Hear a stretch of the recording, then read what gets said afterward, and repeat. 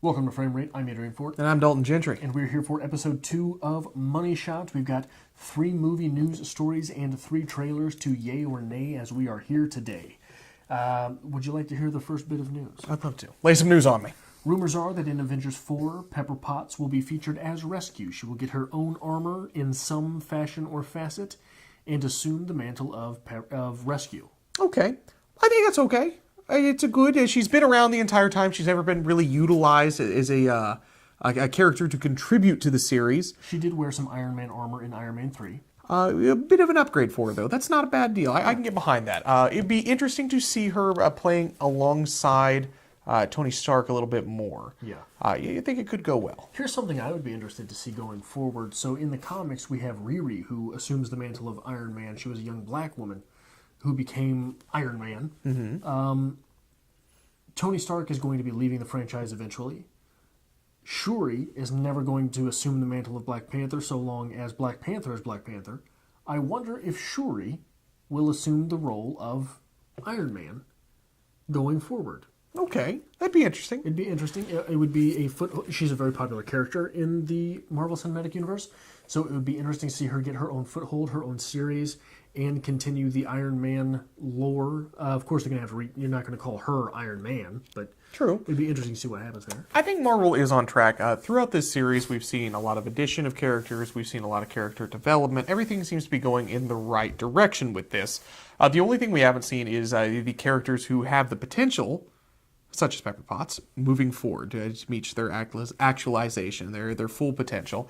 So I think that'd be all right. Because we've seen a lot of changes with the Winter Soldier, for example. We've seen a lot of changes in all the characters, but we've yet to see a very minor character move up into a bigger role. Move up in ranks, yeah. I'd be okay with this. And now, it could always be War Machine. We could always get a War Machine movie as well. That would be something interesting to see. Last time we talked a little bit about Iron Fist being canceled by Netflix. Following that, they went ahead and canceled Luke Cage as well.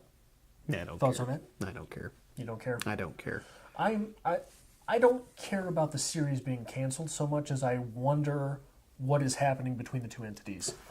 I think the biggest issue with this here is, hey, I think it's great that they're slinging out the Marvels, all the series, everything's like that. The Jessica Jones series, I watched the first season of that, happy with it. David Tennant was in it, so naturally I'll watch anything with David Tennant in it. But it really wasn't bad. I think they're satirizing the market. There's just too much. You can't watch it all. And granted, there are going to be people who are just diehard. They're going to want to see it all. They want that. But for your typical viewer, that's your Netflix audience. That typical viewer who's going to tune in, maybe watch some of the specials here and there, watch the movies they want to see, they don't care that you're introducing a 54th Marvel series. They're over it. Okay, so was that the end? Well, we're weaning ourselves off of Marvel. We're coming to an end of things. We're starting to wrap things up with, the Avengers series. We've got too much going on. Is there any oversaturating this market? I think it's time to put it to rest. Put what to rest? All of Marvel? Yes. What the are you whole talking? superhero Okay, genre. So that's not going to end, first off. Second off, the superhero genre, what does that even mean? If it ends, I called it. I want full credit not, for it. okay, I'm the one who decided it. Superhero fatigue is different than ending it. If you're Disney, why do you ever stop making those movies? I think there's just too much going on right now. Is oversaturation even possible? Yes. You're marketing at this point with the internet towards 7 billion people. You're not marketing towards North America. You're not marketing towards Middle America. You're not marketing towards this demographic or that demographic. You're marketing towards 7 billion people.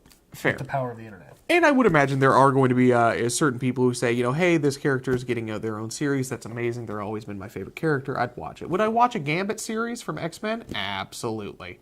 Absolutely, I would. Why? Because he's my favorite character. So that's fine. Right. But everyone has their favorite does character. Everybody's favorite character need their own series? Absolutely not. Well, here's the thing, though. Did you see the movie Logan? Yes, I did. Did that feel like any other superhero movie you've ever seen? It did not. Was it a superhero movie? It was. I'll be. What We about needed Civil War? that redirection. We needed redirection towards it, so that's a good thing. Marvel is constantly adding redirection. Okay. Marvel is constantly spicing things up. Like, maybe not with the Netflix series as much as with the cinematic universe. But it does make me wonder what is going to happen going forward with that Disney subscription service. True. Very and true. with Netflix. Is Netflix going to be vying more towards getting some DC properties?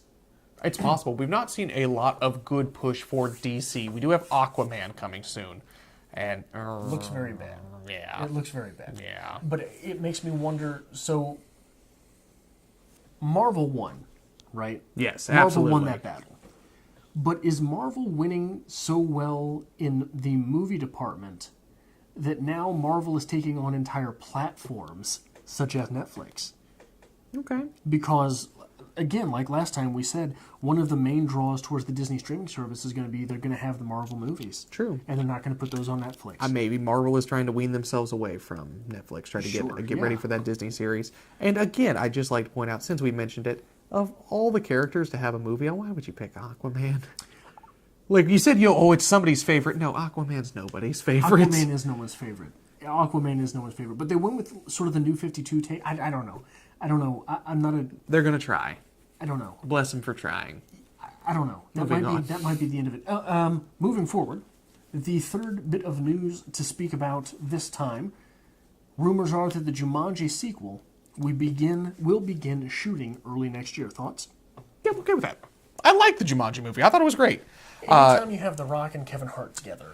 Yeah, that's a good combination. It's a great combination. I shouldn't call him The Rock. Dwayne Johnson. No, he's The Rock. He's the goddamn Rock. He always will be the goddamn Rock. And I'll tell you one thing right here. I'm ashamed that I like The Rock.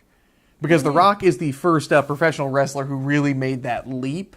Successfully. Because it used to be like, oh, we're going to watch this professional wrestlers movie. It's not going to be good. Right. I look forward to Dwayne Johnson's movies now. A little rough in the beginning. That's fine. Oh, yeah. Still making the occasional bad movie. That's fine. Yeah. I enjoyed Jumanji. I'm excited to see a sequel. I think he plays well with Kevin Hart. I think it was a good take on the classic Jumanji story.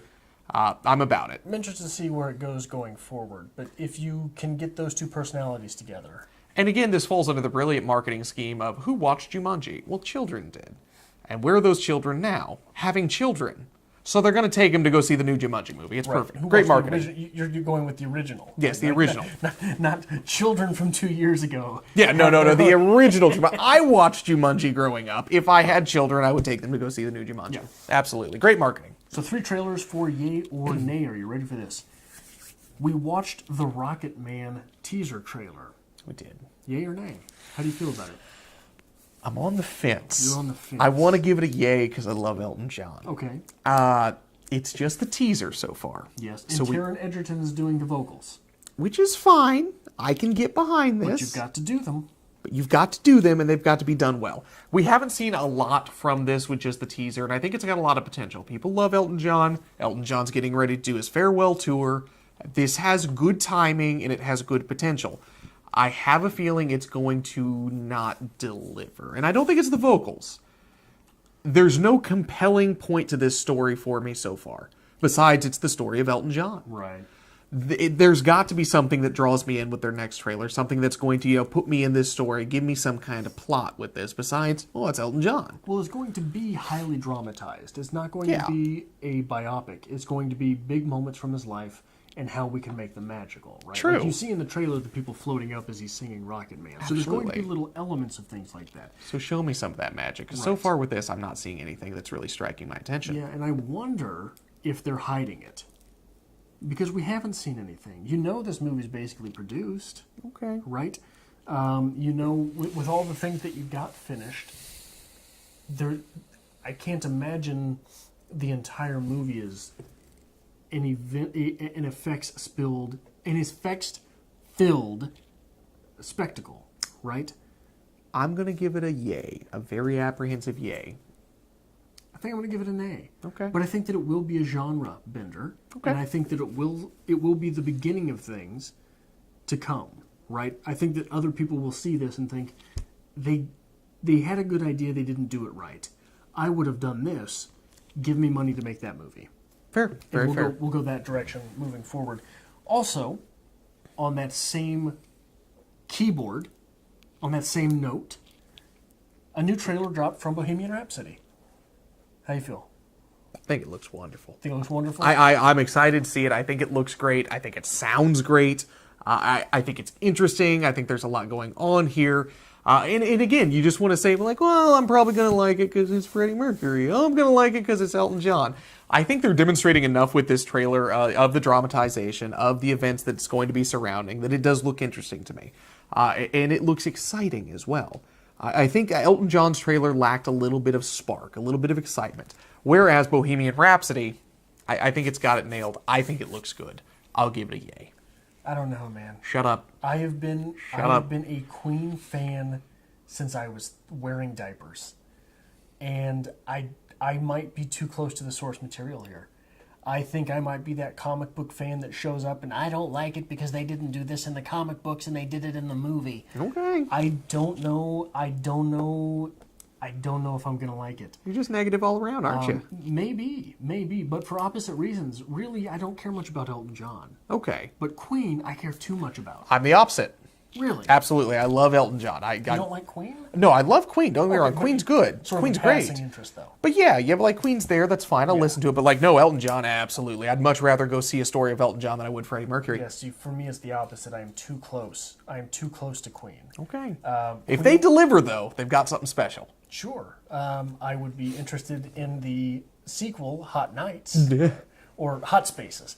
But I'm going to give that an A as well. Okay. Moving forward, Between Worlds. In a world where Nicolas Cages. God, no. We watched the trailer for Between Worlds. Dalton, what happened? The trailer begins with, I assume, Buffalo Bill narrating. I don't know if it's Nicolas Cage trying, but that's where we can end this. You know why? Because anytime Nicolas Cage tries in a movie, it's bad. Yeah. Nicolas Cage only has made one good movie in his lifetime. Do you know what that is? I do not. It ain't Con Air. Okay. It's The Sorcerer's Apprentice. Because Nicolas Cage can play one character successfully, and that's the slightly homeless wizard. That's fine. I enjoy that movie. Okay. Beyond that, hot garbage. Always hot garbage. Nicolas Cage is absolutely terrible. And you know what you can do? You can drink to him. Because at least 50 times that movie, he's going to give that camera a side that Nicolas Cage face. Is that what that was? Yeah. We were watching the trailer, and he kept counting. 1. Drink. 2. Yeah. I used to drink to Nicolas Cage movies. Like, we'd get together and we'd watch it. And every time he just, like, did the to the camera, which he does at least every 5 minutes, you take a drink. It's brutal. But no, this looks absolutely terrible. I can't even tell you what the plot is about. I assume there's some kind of haunting going on between Nicolas Cage's character and another female character, but Nicolas Cage's family was lost in a fire, and it's... Yeah, Nicolas Cage lost his wife and daughter in a fire, and he's at the hospital, and some lady says, "Can you help me with my daughter?" She dies, gets brought back to life. It's very Nicolas Cage facey, at least. And is haunted or possessed by his wife. Hot garbage. I don't. Nicolas Cage does horror. Like, how do you justify this? It gets an A. That's how you justify this. That's an A for me. Like, you get 3 negatives today, but that's fine. That is a justified negative. Yeah. That's all I got. Yeah. That's all I got. Can you please end this video with some, like, Nicolas Cage, just, like, cut scenes of him doing the Nicolas Cage face? Because once you see it, it's everywhere. You would have to do that. I can't do that. I'd be more than happy to. Okay. Do you want to end us here? This is Frame Rate. That's all we've got for this week. And we hope to see you next week for possibly episode 3 of Money Shots.